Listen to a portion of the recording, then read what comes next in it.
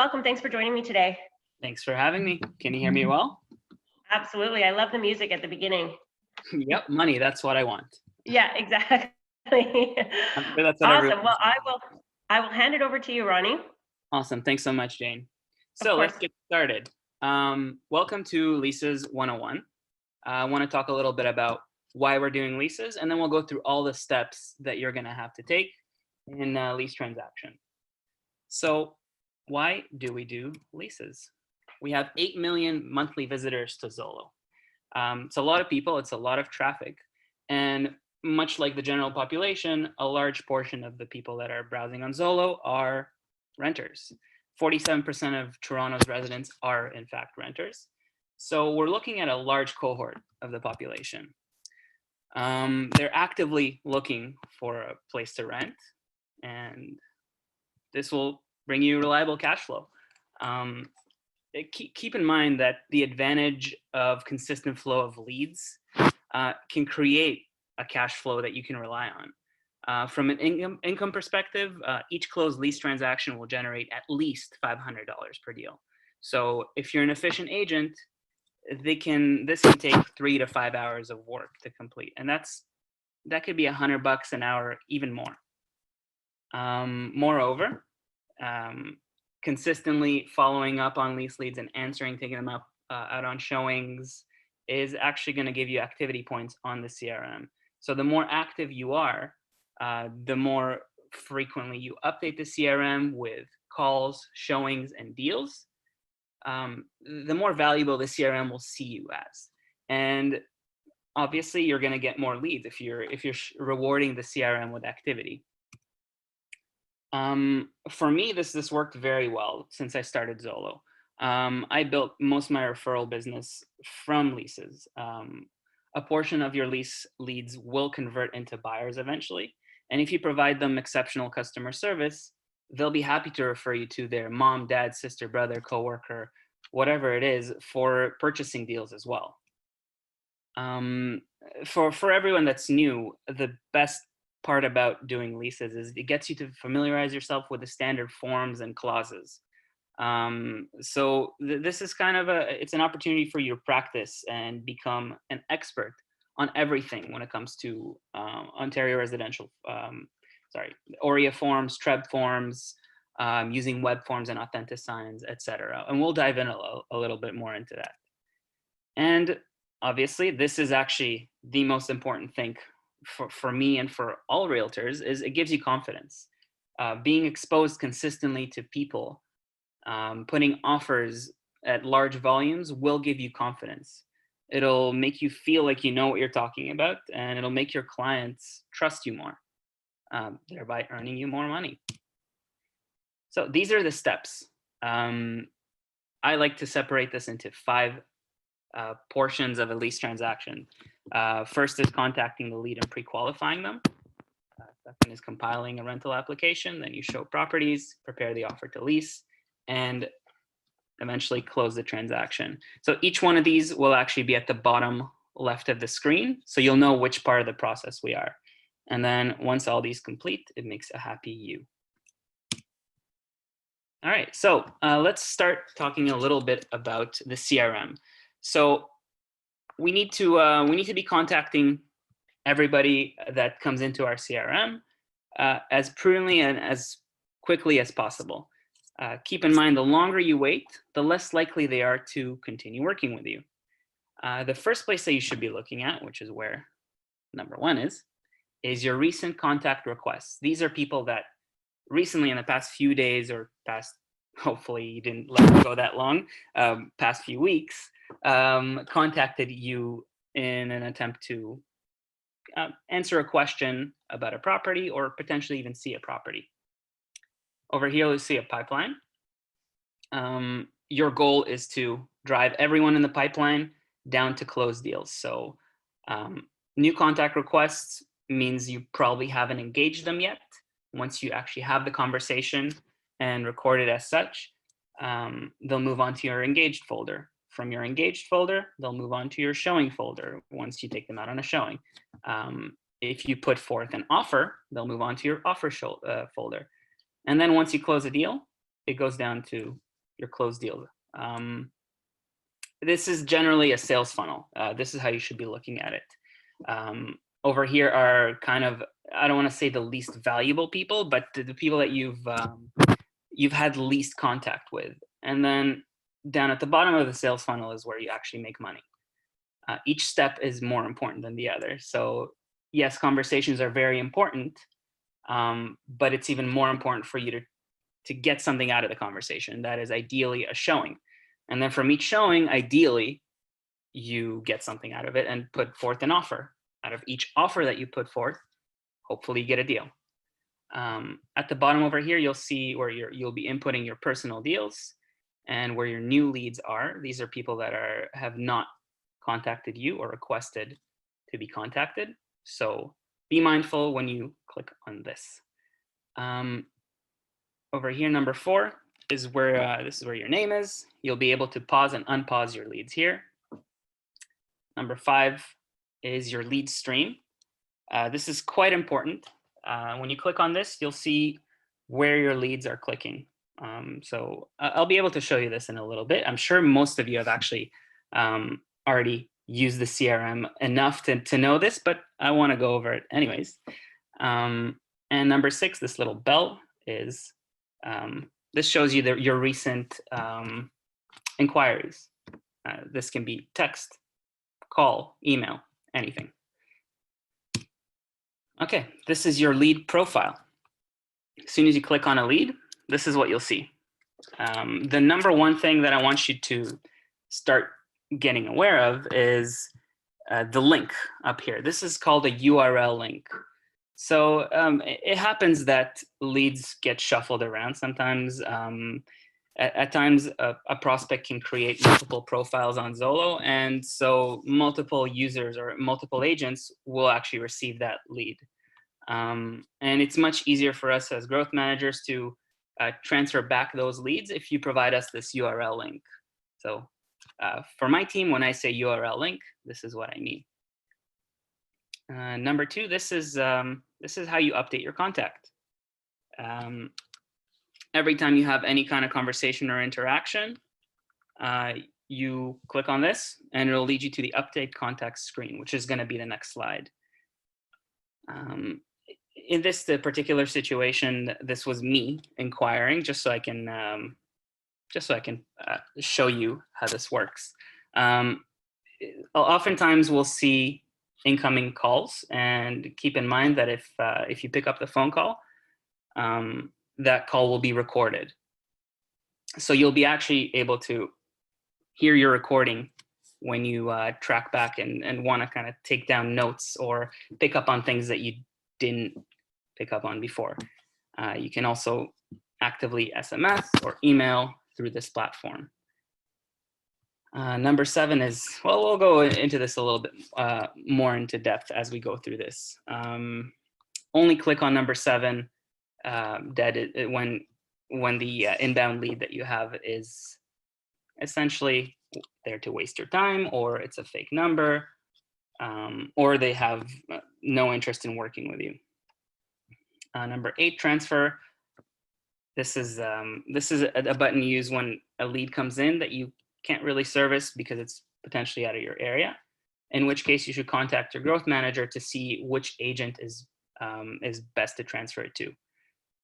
You can always edit a lead's profile by clicking edit. And again, you can see exactly what this lead is clicking on by clicking on stream. And finally, notes is the notes that either you or a previous agent input into this into the screen. So let's move a little forward. Once you click on update contact, this is the screen that you'll see.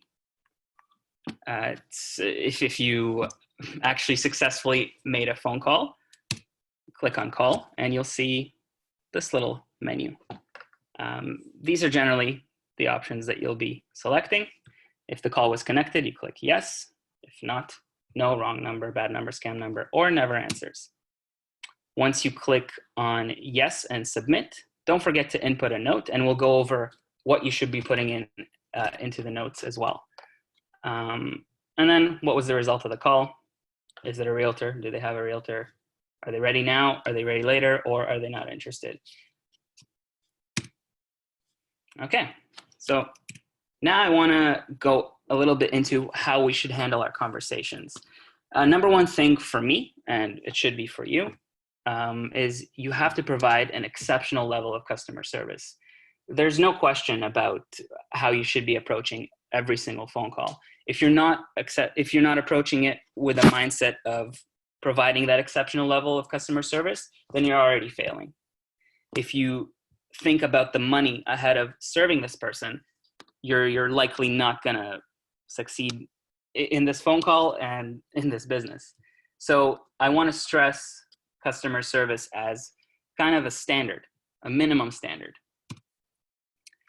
Each conversation that you have must have a goal. So we're not just calling them for no reason to see how their life is. We want to extract some information. So what is their motivation? When are they looking to move? Why are they moving? Have they been evicted, or have they sold their home? Have they gotten a new job? Another piece of information we have to extract is, are they qualified? We'll go a lot more into this in the following slides. And what are their ideal search criteria? Again, we're providing a customer service experience.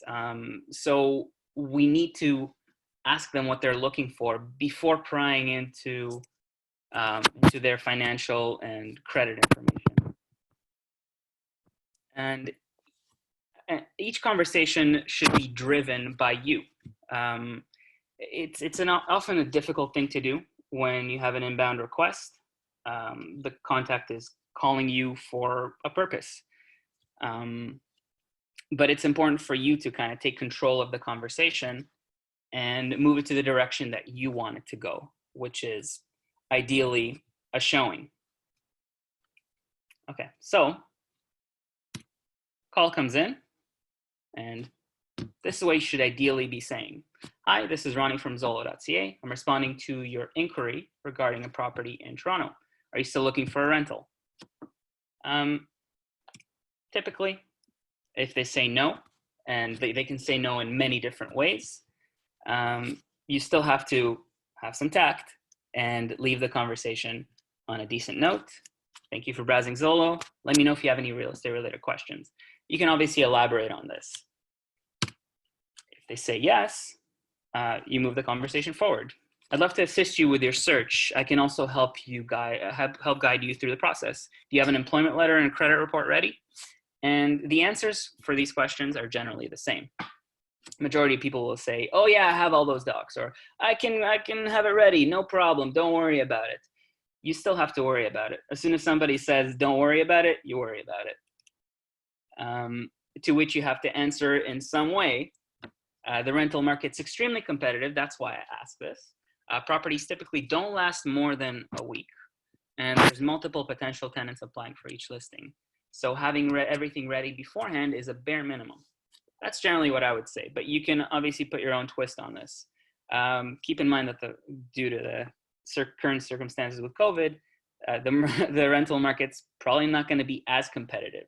So you might want to switch this around based on the situation that we're in. So the next portion of the conversation is gathering the search criteria. In this scenario, we're going to pry them for the information that we need in order to help them. So we're not diving into the details of their qualification just yet. We're still providing customer service. So we ask them questions like, what is your target move-in date? And what areas are you looking in? What are you looking for? Bedrooms, bathrooms? Are you looking for a house? Other features? What are some must-haves? You take all these notes down and you talk a little bit more about the market or particular areas of expertise of yours. And finally, you must ask, who's moving in? You got to know all these things about your client before you can really help them. So the next part is getting the information that you need to know if they're qualified. This is a pre-qualification phase and probably the most important thing for you. You need to know everything about your client in order for you to present their case to the landlord. And so the number one thing we need to know is, what is their credit score? Are they qualified based on their credit worthiness? So what is your credit score and where did you obtain it? I ask, where did you obtain it? Because I want to know, I want to actually know whether they got it. A lot of times people will say, oh yeah, I have all that. I have all that. Oh, I got it from Instant Karma, Credit Karma, Borrow, whatever it is. It's really important for you to ask these questions, in particularly where they got the credit report from, because most landlords have a standard nowadays, and that standard is a full credit report from either Equifax or TransUnion. So most cases, I will tell my prospect, it's best that you obtain it from Equifax. Why is that? Because, well, we'll go into that a little further. So they are ideal, Equifax or TransUnion, because it shows the real credit worthiness to the landlord with an accurate credit score. So all these other platforms that show your credit are kind of, they're just a snapshot. They don't really go into your credit history or into your financial standing. A full Equifax or TransUnion will show you relevant debt information with respect to monthly expenses. So Instant Karma or Credit Karma will just show you the score, that much information. While Equifax and TransUnion, you can actually see the debts that are recorded through the consumer report. More importantly, you can see any delinquencies or outstanding balances. So if someone's credit score is 600 or 650, you can easily tell why that credit score is lower than it should be, oftentimes because of a high value loan. And Equifax and TransUnion reports are hard credit checks, right? So it's a full credit bureau inquiry. This will actually provide you the credit history and a list of liabilities and late payments, everything you need to know and everything the landlord needs to know in order to really find out the credit worthiness of the prospect. Next thing you need to find out is the employment info. So what do you do for work? Whereabouts do you work? And how long have you worked there for? Nowadays, it's super important for your prospect to actually have a stable and consistent job. If they've been recently laid off, then it's going to be very difficult for you to find them a place. Not impossible, but just difficult.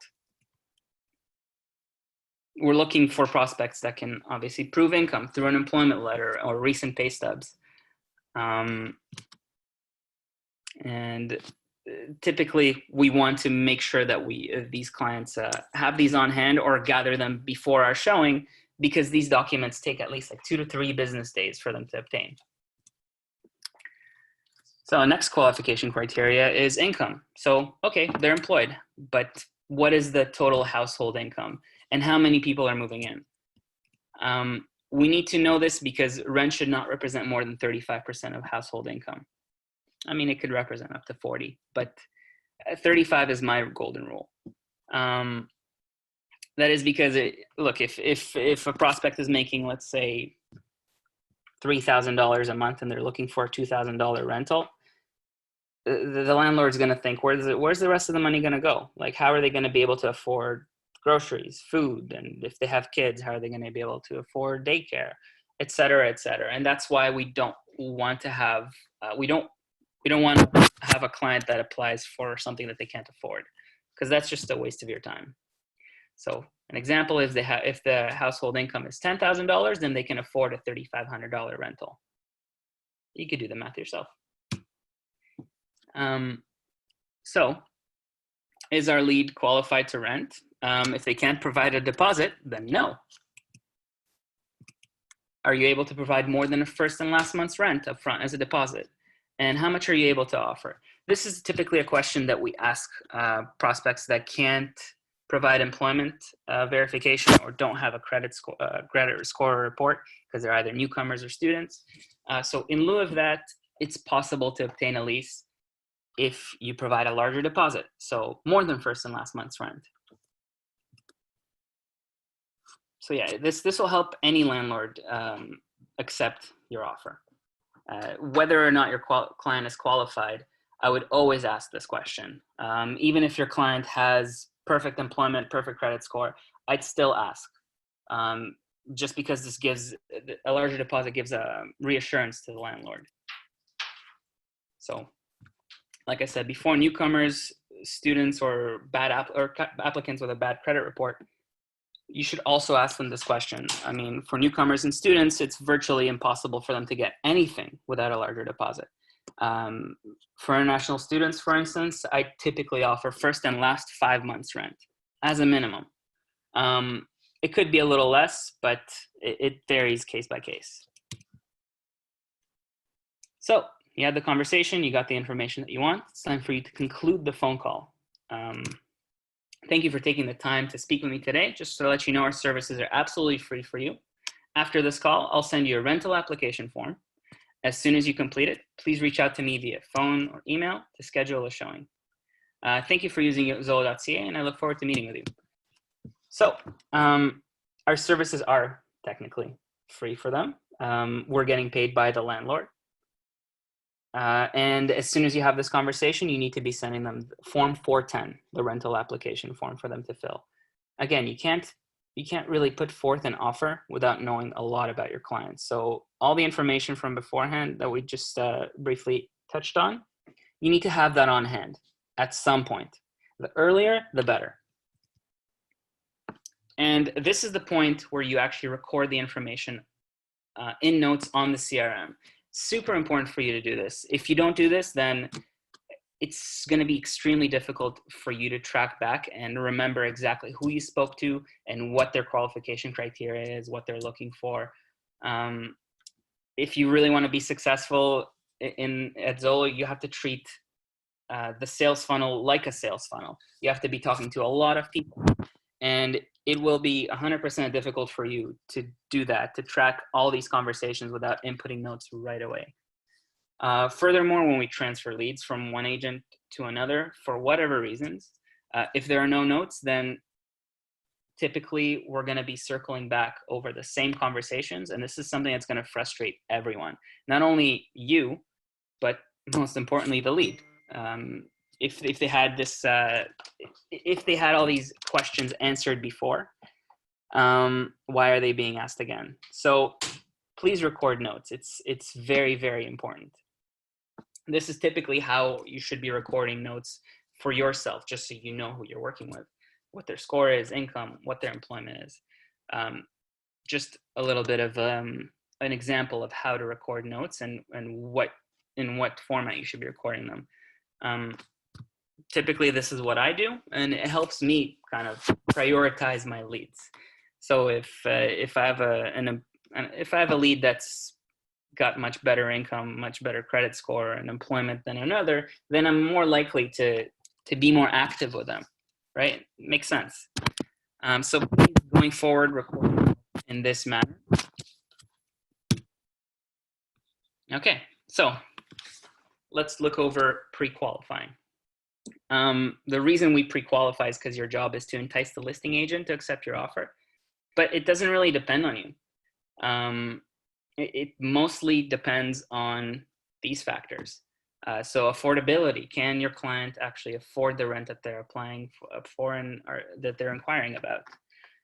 What are their financial documents? Do they have an employment letter and pay stubs? And what's the details? Like, how long have they been working for in this particular position, and how much are they actually making? Did they provide, so if they're self-employed, for instance, did they provide a notice of assessment or a T4 or business account statements? And does everything kind of make sense? I always ask my clients if they can provide any supporting financial docs as well. So typically a supporting financial document is an investment account statement or a savings account with a high balance to show the landlords that our client actually has money and they're able to afford the rent. Poor credit or lack thereof is another detractor for landlords.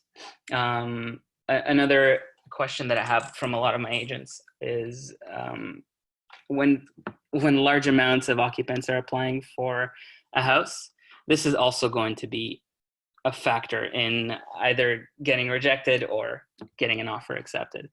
So Typically, if it's multiple amounts of families in one household, it's likely not going to work. Again, not impossible, but landlords are looking for the typical nuclear family in their home. Newcomers and international students, again, we touched upon this beforehand, must provide a larger deposit since they can't show rental income, any income at all. Another thing that will actually help the international students is maybe a letter of acceptance or documents showing a grant or a loan. Again, it's important for you to get a whole picture of who your client is in order to help them, right? So if they're international students, what are they studying here? It just shows that you care about your client and that you know them. And finally, a thing I want to touch on is pets. So in Ontario, it's actually illegal for a landlord to prohibit pets for human rights reasons. The only way in which a landlord is allowed to prohibit a pet is if it's in a condo unit and the condo itself does not allow pets. So bringing in a pet would actually violate the condo rules, in which case a no pet clause is legal. But most times, no pet clauses are illegal. So how you present your client is up to you and the client.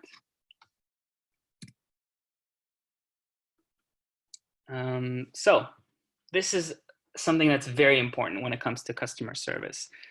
So when you come across an unqualified lead, still important for you to provide them the customer service level that we expect. So when you can't service this lead, let them know the following. Unfortunately, it'll be very difficult for me to find you a place. Your best bet is to try and contact landlords or listing agents directly on sites such as realtor.ca, Kijiji, or viewit.ca. Now, we don't really want to drive our leads or our customers to these websites because these are kind of our competitors. I would only do so if you're speaking to a lead that's it's going to be extremely challenging for you to help them. And I mean, their only income is through disability, let's say, or they have been laid off and they have poor credit. And look, there's just no case that you can build for them. So the best thing for you to do is to still kind of answer the questions that they have and move them to other websites. Let the listing agent deal with it. Because at the end of the day, you can be driving them around, showing them properties, but if you can't help them out, you can't help them out. Okay, so we had the conversation. You gathered all the search criteria. I want to touch a bit upon email templates, which is something absolutely everyone should be using. There's so many parts of the real estate transaction that are repetitive. So it's just extremely important for you to have some form of easy access to templates. It'll help you understand the process much better, and you'll be effectively communicating with your client. You'll always be keeping them in the loop if you have these templates that you don't have to type in from scratch every single time. You could just follow a particular order. So every single one of you has a Zolo email. Sorry. Yeah. So every single one of you has a Zolo email, and you can actually enable templates from your Gmail account. All you have to do is click on the gear icon on the top right, like number 1, click on settings, then go to the advanced tab and enable templates. Pretty easy to do. I'll show you how to actually use the templates. So you just compose an email as you would regularly. I call this one lease checklist. You input all the information, and then on the bottom right, you see this little 3 dots. This stands for more options. You click on more options, templates, save draft as template, and save as new template. So going forward, every time you click one of these, the template will appear. I'll share with you several templates that you can have easily accessible anytime. So after every single conversation that you have, you can send them a different template. So this is the first template that I created.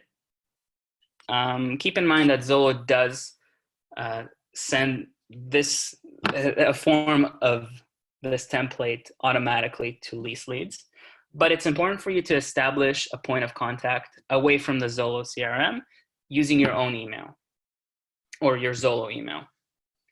So this is essentially the information that we talked about before, and you're giving them clear, concise instructions on what they need to have in order to secure a lease. Notice that I said that they have to compile the following documents prior to the showing, because this isn't going to take them 5 minutes. It's going to take them potentially 2 to 3 days. Oftentimes, Equifax might have an issue with reporting their actual credit score or obtaining, or maybe there's some kind of discrepancy in their report. And this is why they need to actually click on the Equifax link and obtain the credit report right away. So that if there's issues or if there's any misreportings, they can actually call Equifax, get that fixed, and get their credit score cleared up. In my emails, I like to include the links, so you can actually click this link and it'll take you to the Equifax eventually. Okay, back to the slides. So proof of employment, again, it's important for you to clearly indicate to your client what an employment letter should look like. So it's so easy to forge these things, but we have to trust that our clients are providing us with the actual employment letter. And typically you always look for the same things in an employment letter. Company letterhead, signed by supervisor, current position and duty, employment period, and the salary. On top of that, like we mentioned before, your prospects must give you some financial documentation that'll back up their claims that they can afford rent. Self-employed prospects are a little bit more challenging. So the test that landlords will put them through is a little bit more rigorous. So we just need more documents from them. So if they own and run a successful business, we should show that the business has income, and we should show that they are actually the owners of the business. So typically, business registration or a business license will prove that, bank account statements, notice of assessment, etc.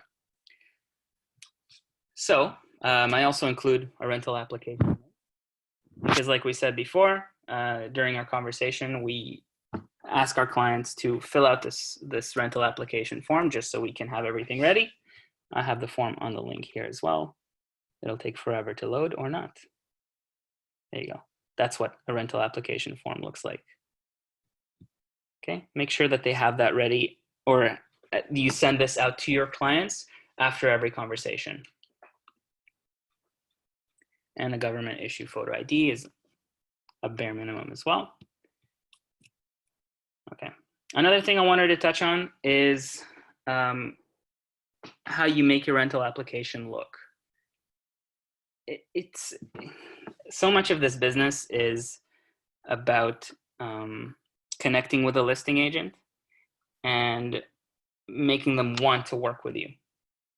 This is an easy way for you to start off a professional relationship with a listing agent. When you create a table of contents that shows them what you have, it kind of gives them confidence in you and in your client. So that when they're eventually presenting your offer and rental application to the landlord, they have more confidence in your application. So it's easier for them to actually highlight you as opposed to other competitors. So I want you to get in the habit of actually putting forth a table of content with all the documents following it. It'll just help you look more professional, and it'll help you get more deals. So as I mentioned before, landlords seek good tenants. Your job is to prove to them that your clients are good tenants. And any conclusion that the landlord can make are only based on the application and what you say to the listing agent, it's why I'm trying to highlight that the listing agent actually plays a huge role in getting offers accepted. So you have to deliver your rental application in the most professional way possible. Your goal is to kind of make it very difficult for them to turn you down, right? And if you make sure it's organized and easy to read, that's one way of kind of standing out. Yeah, they're again crucial in advising the landlord. When I have a listing with a landlord, I'm the first person that goes through the application or any applications, right? And based on my recommendation, decisions are made. So it's going to be the same in every single transaction. Listing agent is just giving advice to the landlord. So you must paint the absolute best picture of your client, whatever way you do it. It doesn't mean that you have to lie or falsify information. In fact, that's illegal. You should not do that. But what you could do is you can structure the conversation in a way that just makes your tenant seem like the most wonderful human being. Yeah, so now let's go into the actual credit report. This is typically what you should be looking for from your client. They should be sending you an Equifax credit report at some point. Typically, if you make an application with a Credit Karma or Borrowell, landlords or their representatives will still ask you for an Equifax credit report. And so this is what it looks like. It's important for you to kind of start understanding what everything in the credit report means. So A is the actual credit score. Ideally, your client has a credit score higher than 700, but with something like this, we can work with this for sure. Just for your own sanity, try to make sure that everything they're telling you corresponds with a credit report. So if they tell you they work here, their employment or occupation should be stated on the report. When they provide you their ID or previous addresses that they lived in, make sure that it corresponds with the information on the credit report. Otherwise, they actually have to call Equifax and update it themselves. Because if a really old address is displayed here, then who knows what other mistakes are present in the actual credit report. The more important section of your credit report when reviewing it is the actual credit information regarding each one of the loans or credit inquiries that this client has. So in here, you'll be able to see how many months are reviewed. So that means how long this account has been active and how many late payments there have been. How many 30 days, 60 days, or 90-day late payments. On top of if there's any delinquencies, etc. Another important thing for you to look at is the credit limit on each one of these and the balance. So if the credit limit is 5,000, that's fine. But if the balance is 4,900, that's not fine. It means that your client is using up all their available credit. And you know what happens if they can't pay that, or if they consistently rack up their credit card bills, their interest rates, their interest payments are going to be through the roof, and at some point they may not even be able to pay the full rent. So it's important for you to analyze this portion of the credit report. On top of that, if your client does have high credit limits but low balances, then it shows much more confidence. It can actually give the landlord more confidence that your client is approved and being seen as creditworthy by credit bureaus, and so the landlord can put trust in your prospects as well. So again, rent should not represent more than 35% of the total household income. There's so many different documents that you can use to show the landlord that your client is able to afford rent. So if they're employed, this is ideal because this is easily verifiable. They provide an employment letter confirming their position and duties and salary, etc. And it actually should be signed by a supervisor that the landlord or their agent can contact. to verify employment. This on top of pay stubs or anything else. So self-employed people, like I said before, are a little bit more challenging since they state their own income. Usually if your clients are self-employed, this is what you should be giving them, as part of your rental application. So a notice of assessment, a T4, this is what they report to the government in terms of income. So it's a pretty reliable source. Bank account statements that show business income, a business license or article of incorporation to prove that they're actually the business owners. So newcomers and students, you can't show employment letters, you can't show credit reports, so you need to show them financial statements with significant balances. These can be from foreign bank accounts, but it's best if they actually have a Canadian bank account. So as I mentioned before, newcomers and international students must provide a larger amount of deposit in order for you to be confident in achieving, a closed firm lease deal. Another thing that your newcomer or student can show is an acceptance letter into a post-secondary institution, or if it's a newcomer that has a job lined up, they can provide the offer along with the application. Some other documents that you can always ask for: bank account, investment statements. If a client recently sold their home, you can look it up yourself, look up the address, especially if it's in Ontario. Share the MLS listing and ask your client for the latest mortgage statement. So if they did sell their home and they have some equity to show, then you can kind of do the math. If they sold the home for $1.1 million and they have still $700,000 left on their mortgage, there's $400,000 outstanding. Obviously, that's not the full amount. They don't have that in cash. They might have other debts or obligations, but it kind of gives the landlord a little bit more faith. And if your clients don't work at all and they have pension income, then show their pension income statements. So I want to emphasize the importance of the listing agent. I've been over this before, I know.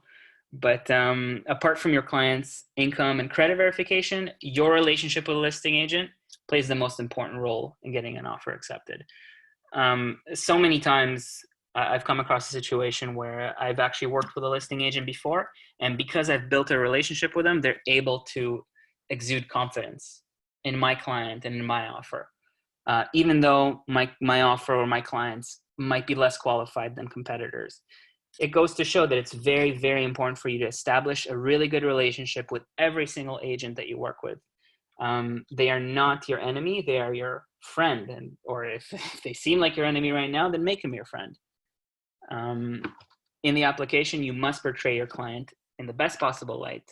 So highlight the positives and then give excuses for the negatives, right? So if they have a poor credit score, you can highlight why that is. So maybe they have a student loan or whatever it is.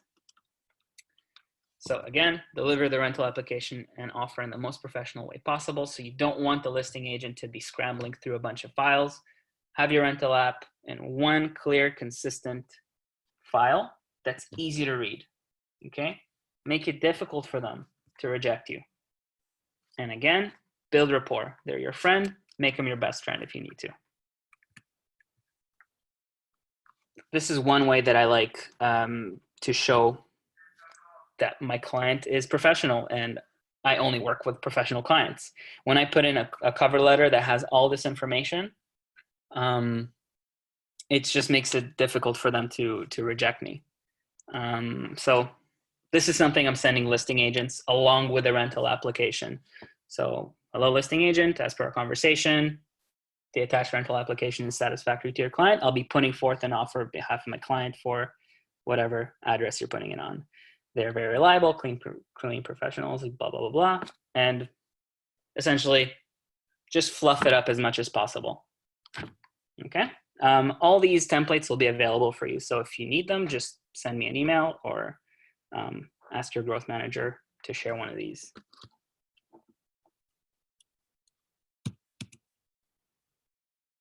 Okay, so I want to focus a little bit about pre-qualifying tiers. When working on lease deals, on lease leads, it's important for you to actually split up how rigorous your pre-qualification is based on the value of the home they're searching for. So if they're looking for, let's say, a basement somewhere that's under 1,500, then you should be pre-qualifying them a little bit harder, because typically people that are looking for lower price properties have worse off documents. They can probably afford less. And so it's important for you to pre-qualify these people more rigorously than, let's say, a person who's looking for a $3,500 home. So if it's $1,750 or less, typically only show the listing, or only do showings if you have the full documentation on your hand. Before you even schedule a showing, you should be working with this client on building up the rental application. And only show the actual property after speaking to the listing agent. Now, again, this is for properties that are really low valued. You don't want to be driving 30, 45 minutes showing a basement property that you can probably, you'll still make a decent amount of money on, but the likelihood of you getting an accepted lease is the bigger question mark. And so what I try to do is limit that as much as possible, right? Limit how many homes you're showing these people. So I try to limit up to 2 showings per tour, up to 6 homes in total. Okay, that's $1,750 or less. Okay, between $1,750 and $2,750, you can, by the way, you can change this criteria to however you work best. Between $1,750 and $2,750, what I would do is I would ask these clients over the phone all the questions that we discussed using the script that I presented before. In this way, you're extracting this information, and then on the actual on the day of the showing, you ask them to send it to you by email, just so you can confirm everything. So if if the prospect doesn't send you the docs on the day of the showing, you shouldn't reject them, right? You still have to show them the property, since you guys both agreed on it. And kind of if they don't show you if they don't send you any of the documents, and you come to the property and they still don't have any documents on them, you can still show them that one house, but end the tour there. You don't want to be driving people around that don't put faith in you, even though you put faith in them, right? So make sure that they give you the documents at some point. And again, if it's a really high value property, pre-qualify them lightly. Your goal is to show them the properties and try to put forth an offer. So you can split up the pre-qualification tiers to however you choose to work. This is how I like to do it. Okay, so you have a pre-qualified client, and it's time for you to book a showing. Most of you know how to do this.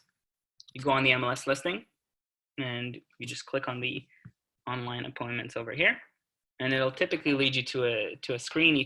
Each brokerage has a different way of scheduling appointments online. Zolo uses Schedule Lock. Many other brokerages use Schedule Lock. Some use Broker Bay. Some use Lone Wolf. It's going to look different, but it's pretty intuitive and simple to book an online appointment. If for whatever reason you're not able to book an appointment online, then you can always find the listing brokerage and the listing agent's information on the listing under here, this portion. Make sure that you read through brokerage remarks, as typically they'll have notes on showings or on offers. Showing etiquette. So when you show a home, arrive 15 minutes early every single time. Every single showing, you must arrive early. You should not be scrambling, because you never know where the lockbox is, or if there's any issues with the home, or there's so many reasons for you to come early. The number one is professionalism. You arrive early, and what do? You go and tour the property yourself first, so you seem like a professional. You at least seem that you've been in this home before, and you're able to tell them things that they can't see. Lock boxes are typically located on the front door or railway in the front porch on homes. In condos, it's different every time. Every condo has a different showing policy. So sometimes lock boxes are left at the front desk with the concierge, or in a designated room, either on the main floor, P1, or outside. Some of them have it on the stairwell next to the unit. So on the same floor, there should be an exit stairwell, and typically that's where some lock boxes are located. So when you're showing the actual property, you should convey confidence, knowledge of the marketplace, and expertise in the actual process. If you're asked any questions you don't know the answer to, do not mislead your clients. That's the worst thing you can do. They'll eventually find out that you're wrong at some point, and their opinion of you will drop. So if you don't know something, tell them, I'll be sure to find out the answer after our showing, or let me look it up for you. Don't just make it up on the spot, because sometimes they test you on the spot. They ask you questions, and if you give them the wrong answer, then there goes their opinion of you. More importantly, for me, it's I like being myself on a showing. I look for things that I would look in a home, and I point them out to my client. And while they're on the showing, build rapport by asking open-ended question about their plans, their work, hobbies, interests. Just have normal conversations, because these are people that you're showing properties to. And at the end of the showing, or at the end of the tour, politely ask your client which property they would like to put an offer on. Don't ask, would you like to put an offer on this? Or do you want to put an offer on any of them? Ask which one they want. This way you're not giving them an option to say no. They still might say no to you, but you phrasing this question kind of directs it towards a goal. Hey, Ronnie. Yes. I know the upcoming slides here that you've prepared dive into web forms, creating a transaction, and authenticing. I know we have a separate webinar that we've done on this topic, so I just thought maybe in the interest of time, if we wanted to jump to slide 50 for the closing checklist, so that we leave a couple of minutes for questions. Sure. That would be awesome, I think. Cool. Okay.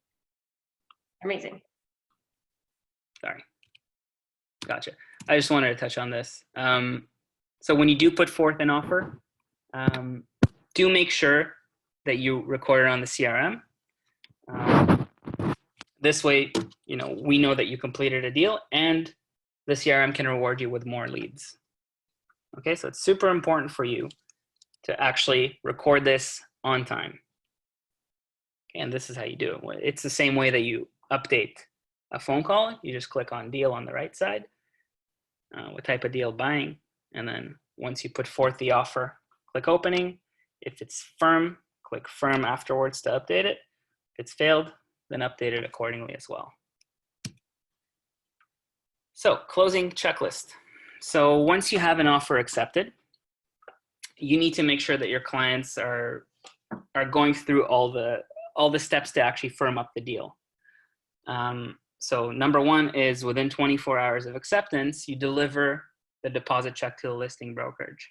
Nowadays, a lot of listing brokerages accept either wire transfers or direct deposits. So make sure to ask the listing agent for that information, and make sure to ask for a deposit receipt once it's received. Typically, what we used to do before COVID was we'd actually pick up the checks from our clients, or the deposit checks, and must be in guaranteed funds, by the way, and we deliver it to the listing brokerage. This is still accepted, but some brokerages are just closed, so they only accept direct deposits. Upload your offer onto web forms, and we've kind of gone over that in previous webinars. Remind your client to transfer all the utilities in their name. So different buildings have different rules, different agreements have kind of different allocations of who's paying which utility bill. So typically in a home, all the utility bills are transferred to the tenant. But in a condo, it can only be hydro or hydro and water or whatever. Each case varies. Remind your client to obtain tenant insurance and post-dated checks as well. And then towards the closing date, you can actually meet with the landlord or just arrange for a meeting with the landlord and client. You don't always have to be there. Just have to make sure that the checks are delivered to the landlord, and then the landlord delivers the keys to your client.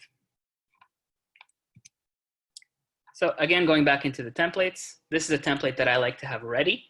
After I have an offer accepted, makes me look professional to my client to send this template email. And each offer has its own details. So I would adjust it accordingly based off of your offers. So number one, they need to notify their insurance provider, contact the utilities, and I would put in the links directly in the email as well, just so it's easy for everyone to do. And again, I put forth all the details that are necessary for post-dated checks and the key deposit check if necessary. Then after you have the deal accepted, you upload it in this screen. On the right side of each transaction dashboard, you can access a checklist. Through this checklist is how you upload the actual deal for our deals department to review. So again, our deals department does not accept an email for these deals. So you have to actually upload it through web forms. Please review the previous webinars that we've had in order to see how to do that, or ask your growth manager for help. We need to touch upon this a little bit. The residential tenancy agreement, I haven't focused on that at all. And this is a form that must be signed. So according to the Ontario government, every single lease agreement signed after April 30th, 2018 has to have this. So typically when you put forth an offer, I would include this. But generally the responsibility lies on the landlord to provide this agreement. So it's up to you and the listing agent. I don't always put forth an offer that includes this. It's just a lot of paperwork right away. And plus it's not even necessary until we have an offer accepted. And so I would focus on all the other forms, put forth an offer, get it accepted, and then get to this document. Please note that this is the actual lease agreement as far as our government's concerned. And according to the Landlord and Tenant Board, you have to have this as the official agreement. And yeah, obviously you need to know everything in here when working with lease leads. So even before you take out your next lease lead, I would go through this agreement. It's about 14 pages, just so you know what the rules are in Ontario. And note that nothing written in the actual offer that you'll be writing can supersede this. Okay? So this goes over everything.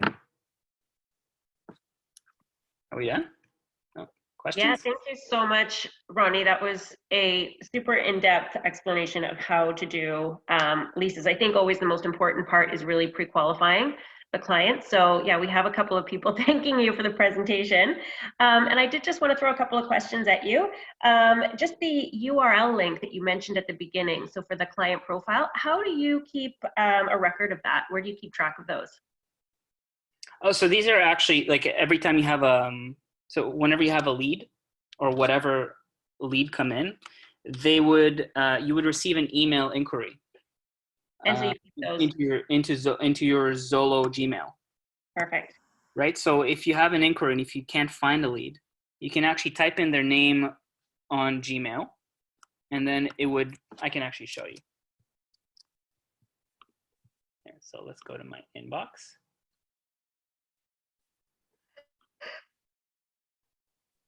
Okay. And here, I did an inquiry yesterday.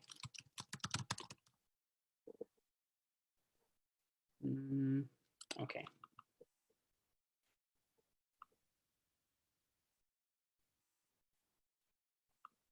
So typically it would come up here. Sorry, I just turned off my Zolo leads a long time ago, so I don't have many inquiries. No problem. But typically you would put in a name over here in your search, and then you'd find the original inquiry. I actually have here contact requests. Yeah. So in other words, you're keeping a record of those right in your email. Yeah, correct. Right. They actually are kept for everyone automatically. Every single agent in Zolo has access to this. So Michael is actually an agent of mine, and he had an inquiry that came into my Zolo profile. So this is typically where the link is located. Awesome. Okay. Okay.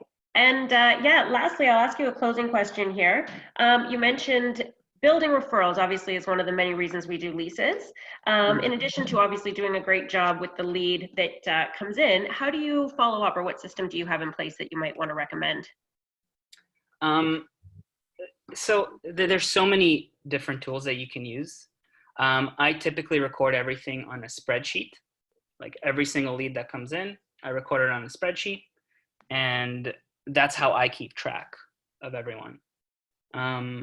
I can show you some of my spreadsheets, maybe at a different webinar on how to make this automatic. But typically, here.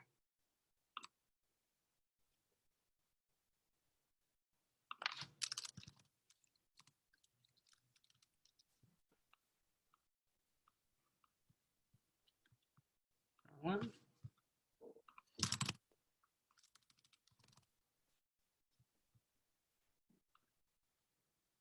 So you're using an Excel spreadsheet then for follow-ups.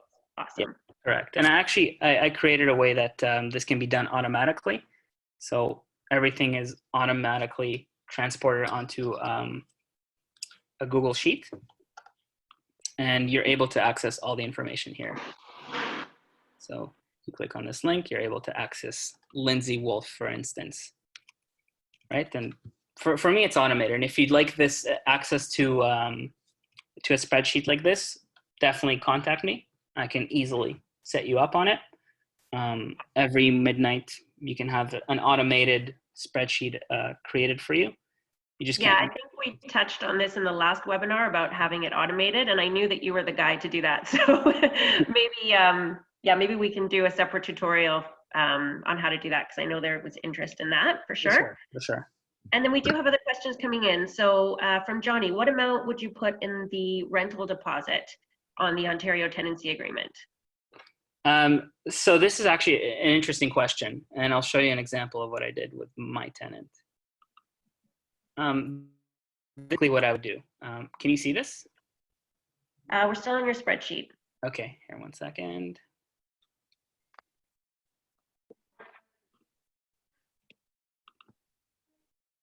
There, this should be the residential tenancy agreement, right? Can you see it? Yes. Great. So, as I mentioned before, nothing in your actual offer on Form 400 can supersede this, right? So that's why I like to have these agreements done at the last practical opportunity, the standard lease agreement, so that deposits are delivered at first. But this is typically how I would do it. Since the actual agreement states that you can't take a larger deposit, it's just not a very clearly worded agreement, if you ask me. Nothing the government ever does is actually clear.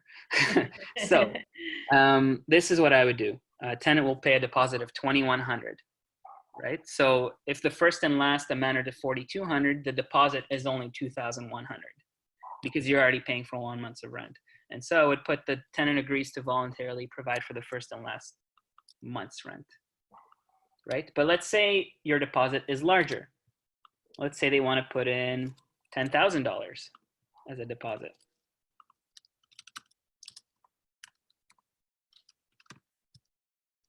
Right, this is what I would do, and I would change this first and last.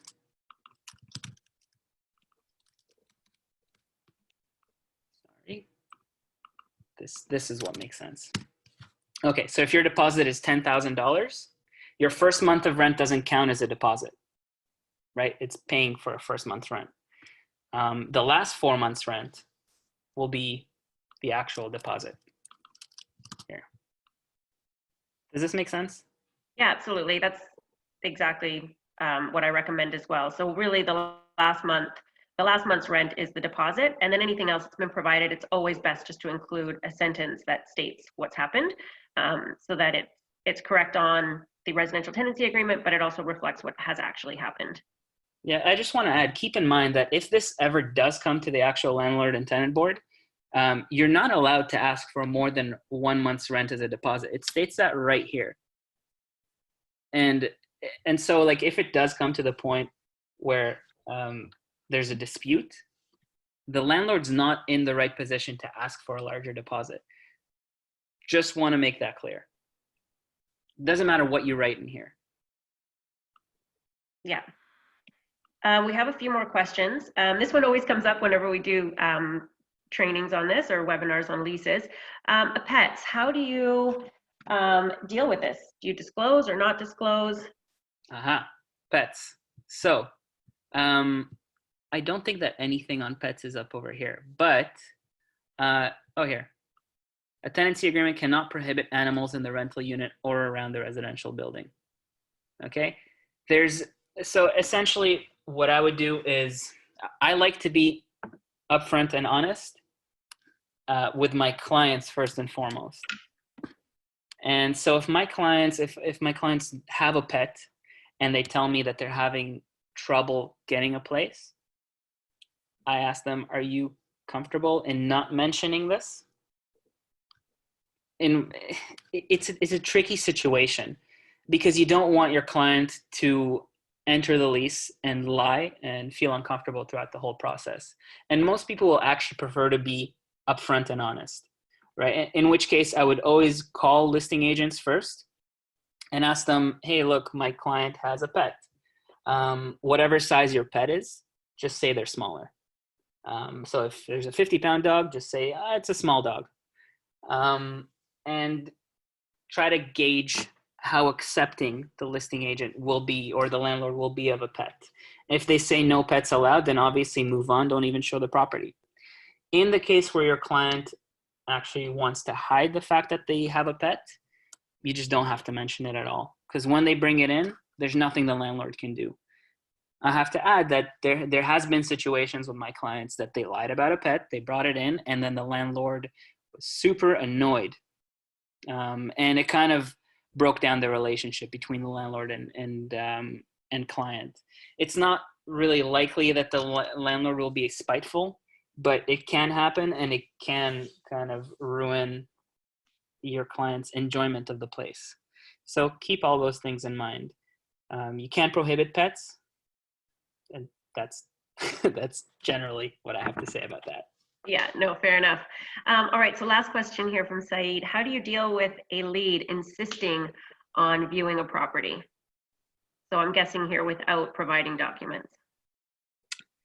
Tricky question. You have to communicate with them effectively, and typically, if it's not COVID environment, it's going to be difficult for you to bypass that. Without explaining to them really rationally why you need to see these documents. What I would do is I would explain to them, look, I would love to show you the property and rent it out to you, no problem. But unfortunately, I'm not the person who's stopping you from doing that. It's usually the landlord and the listing agent. And so it's just going to be a waste of your time if you don't have everything ready on hand, because I can guarantee you that another tenant has everything ready, and if they like the property, they'll get it way ahead of you. In fact, by the time we see this property, it might be gone. So that's how I would handle that.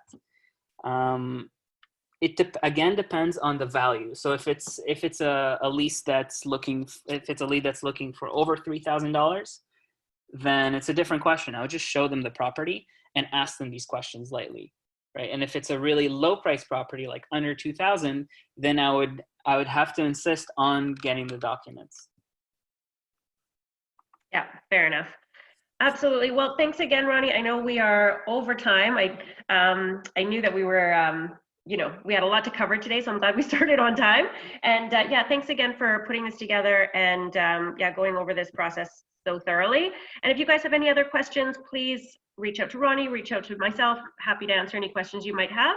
Otherwise, hopefully you guys are staying safe, and we'll see you on the next webinar. Awesome. Thanks, Jane. Thanks, Ronnie. Bye. Bye, everyone.